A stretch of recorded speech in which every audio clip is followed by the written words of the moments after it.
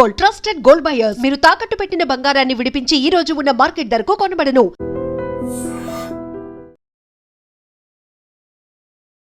మీరు కోర్టు కేసులు, అప్పులు, విడాకుల గొడవల నుంచి మీ ప్రాపర్టీని కాపాడుకోవాలనుకుంటున్నారా?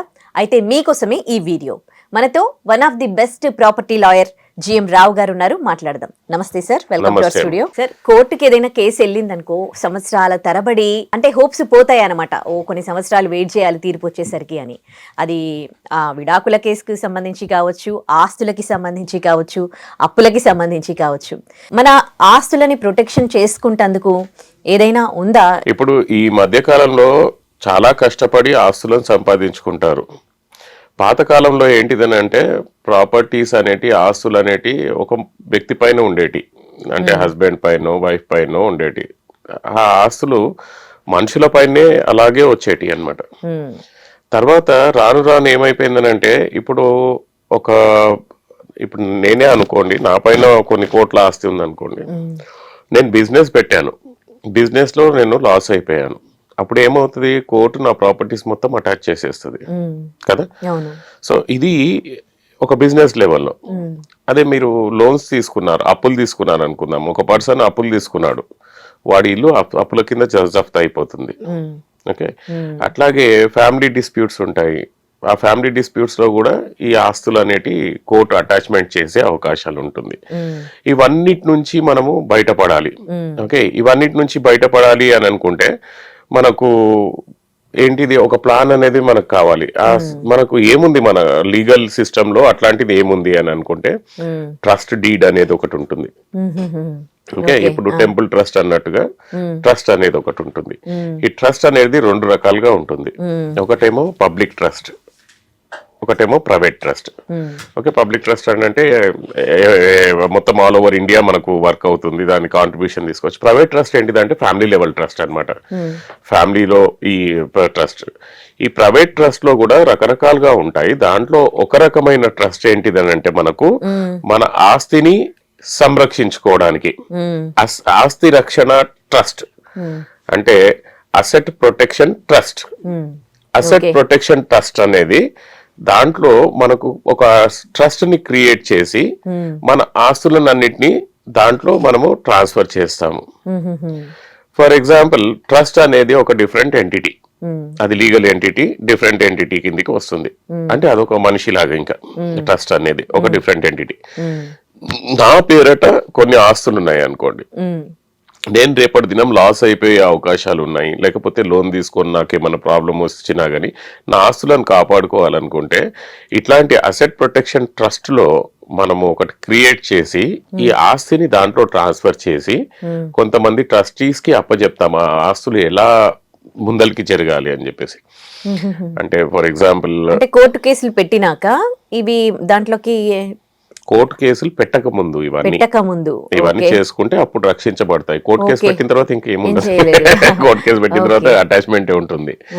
సో ముందు ప్లానింగ్ ఏం చేసుకోవాలంటే ప్రతి ఒక్కరు గొడవలు అవన్నీ ఎందుకు, మనకు ఒక ట్రస్ట్ ఫామ్ చేసుకున్నాం అనుకోండి, అదొక విల్లు లాగా పనిచేస్తుంది. అంటే నేను పోయిన తర్వాత ఈ ట్రస్టీస్ దీన్ని ఎట్లా మేనేజ్ చేయాలి, ఎన్ని జనరేషన్స్ వరకు, మా పిల్లలు ఇప్పుడు ఈ ట్రస్ట్ ద్వారా నా పిల్లలకు మాత్రము దీని నుంచి బెనిఫిట్ అంత మొత్తం నా పిల్లలకే రావాలి అని ఒక పర్సన్ అపాయింట్ చేస్తాం ట్రస్టీకి.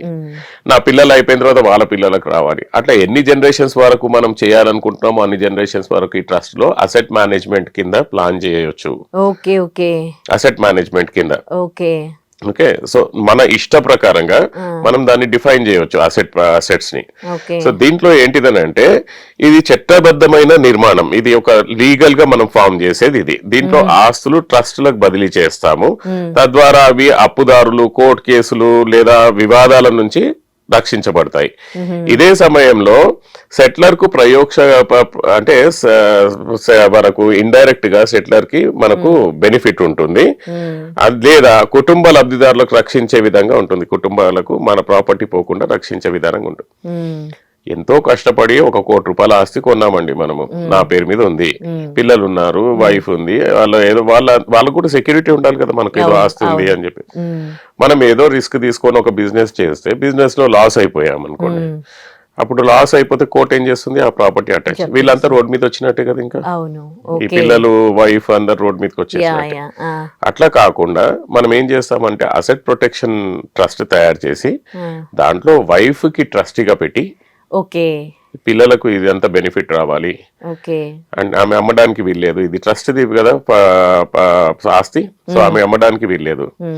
అయితే దీని లోపల ఇంకోటి ఇంపార్టెంట్ పాయింట్ ఏంటిదంటే, ఇది ఇట్లాంటి ట్రస్ట్ అనేది మన సంపదను సురక్షితంగా ఉంచేందుకు, అలాగే క్లిష్ట పరిస్థితులలో కూడా మన ఆస్తులను ఆకాంక్షించిన విధంగా ఉపయోగించబడేలా ఖచ్చితంగా చూసుకునేందుకు ఎంతో శక్తివంతమైన సాధనం. ఇది చాలా పవర్ఫుల్ టూల్ ఇది, అసెట్ ప్రొటెక్షన్ ట్రస్ట్. ఇది చాలా మందికి తెలియదు, కానీ పెద్ద పెద్ద వాళ్ళు చేస్తుంటారు. ఎవరికైతే బిజినెస్లు ఉన్నాయో, నా దగ్గర సినిమా యాక్టర్స్ కానీ, బిజినెస్ మ్యాన్స్ కానీ, టైకూన్స్ కానీ, వీళ్ళు చాలా మంది వస్తుంటారు. అంటే తెలుసుకోవచ్చు సార్, ఎవరి ట్రస్ట్ ని మెయింటైన్ చేసేది, ప్రైవేట్ ఆర్ ట్రస్ట్ ఎవరు మెయింటైన్ చేయరండి. ట్రస్ట్ మనము, ఇప్పుడు మీ ఆస్తులు ఉన్నాయి అనుకోండి, ఇప్పుడు ఒక వైఫ్ అండ్ హస్బెండ్ ఉన్నారు, హస్బెండ్ అనేది ట్రస్ట్ క్రియేట్ చేస్తారు, ఈజ్ అ సెటిలర్. హస్బెండ్ దగ్గర ప్రాపర్టీ ఉంది, ఆ ప్రాపర్టీ ఒక ట్రస్ట్ తయారు చేసి వాళ్ళ వైఫ్ ని ట్రస్టీగా పెట్టి ఆ ట్రస్ట్ ని వాళ్ళ వైఫ్ పైకి ట్రస్ట్ కి ట్రాన్స్ఫర్ చేసేస్తాడు. So now the wife became trustee. Okay, ఈ వైఫ్ ఏ నడిపిస్తుంది మొత్తం. ఓకే, తన తర్వాత మళ్ళీ ఎవరు ఉండాలనేది కూడా మనం డిఫైన్ చేయొచ్చు. తను సడన్ గా పోయింది అనుకోండి, ఒకటే ట్రస్టీ కాకుండా తన తర్వాత ఎవరు డిఫైన్ చేయాలి, ట్రస్ట్ ఎవరు నడిపించాలి అనేది మనము ఈ రకంగా కొన్ని జనరేషన్స్ వరకు ప్రాపర్టీస్ ని సేఫ్ గార్డ్ చేయవచ్చు. ఇది ఎవరికి తెలియదు మాక్సిమం గా.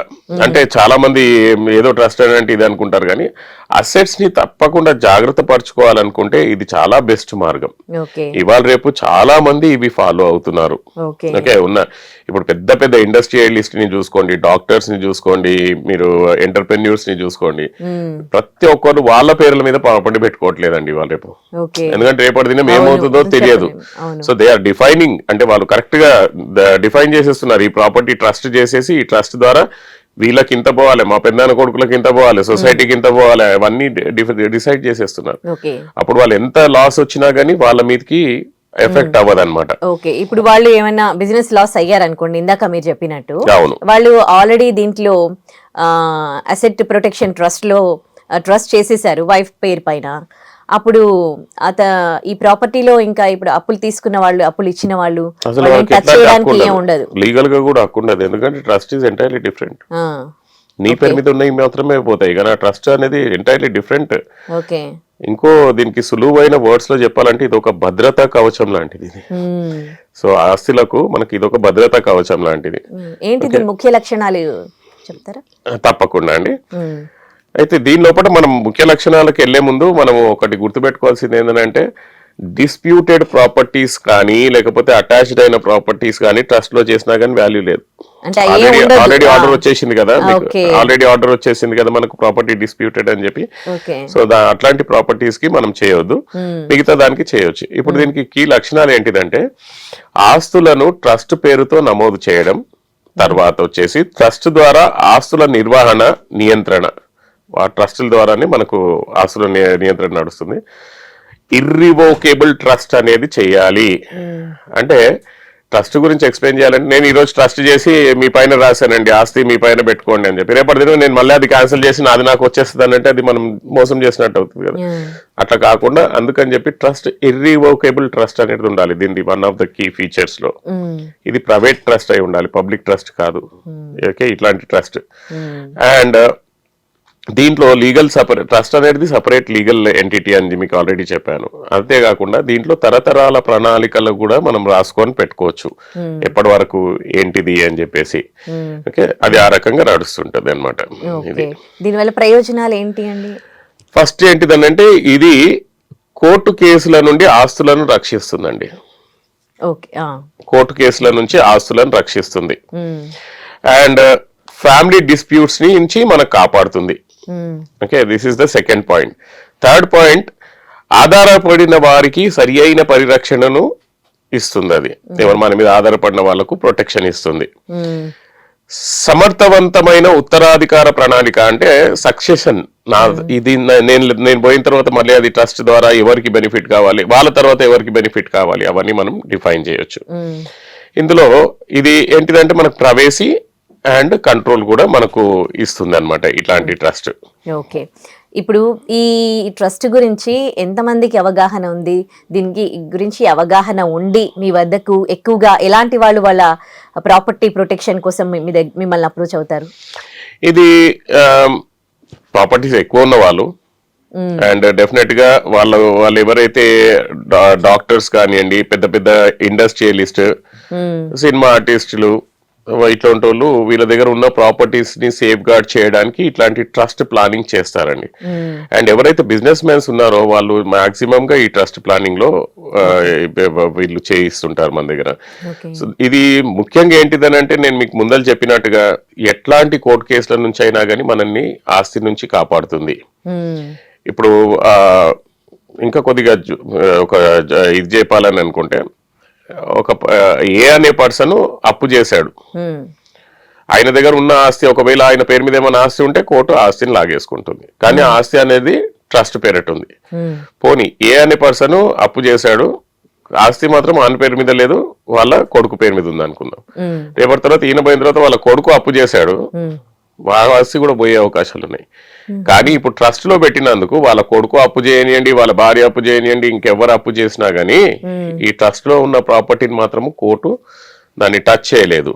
సో ఇది అసెట్ ప్రొటెక్షన్ అనేది చాలా బ్యూటిఫుల్ ఒక ప్రణాళిక. దీన్ని ఈ ట్రస్ట్ లోను, ఈ trust asset protection trust create చేసి దీని లోపల మనము ఆస్తులు ఒకటే, ప్రాపర్టీ హౌసెస్ ఒకటే కాదు, you can put jewellery, you can put the bank accounts, you can put the money, safe deposit, fixed deposits, అవన్నీ కూడా మనం ఈ పరిధిలోకి మనం తీసుకొని రావచ్చు. ఎవరు సృష్టించుకోవచ్చు ఈ ప్రాపర్టీ ప్రొటెక్షన్ ట్రస్ట్? ఎవరైనా కానీ విత్ సౌండ్ మైండ్, అంటే కరెక్ట్ గా మెంటల్ అది కాకుండా కరెక్ట్ గా అయిన పరిస్థితులలో ఉండాలి పర్సన్, అంటే సౌండ్ మైండ్ తోటి. అండ్ అతని దగ్గర ఎట్లాంటి ఆస్తులు ఉన్నా గానీ ఆయన ప్రొటెక్ట్ చేసుకుందాం అనుకుంటే ఎవరైనా కానీ above 18 years they can create this kind of trust. Okay, right. Thank you so much అండి మాకు ఈ asset property Thank you, protection Amma. గురించి తెలియజేసినందుకు. Thank you. And for more videos, Please subscribe to iDream. Please subscribe to iDream. Please subscribe iDream. And please subscribe to iDream. For more videos, subscribe to iDream. please like, share and subscribe to the channel. Congratulations, iDream. Subscribe to iDream. Subscribe to iDream. So subscribe to iDream Media. iDream की iDream team अंदर की huge congratulations. Please subscribe iDream Media. Please subscribe to iDream. Subscribe iDream. Please subscribe to iDream. iDream అంటే నా కళల channel subscribe చేసుకున్న నోరు తిరుగుతలేదు, మీరైతే గంట గుర్తు కొట్టండి. For more such videos, please subscribe to iDream. Subscribe to iDream. Please subscribe to iDream. Please subscribe iDream Media. Please do subscribe to iDream. Please subscribe to iDream Media. For best entertainment and information, please subscribe iDream. And don't forget to subscribe to iDream.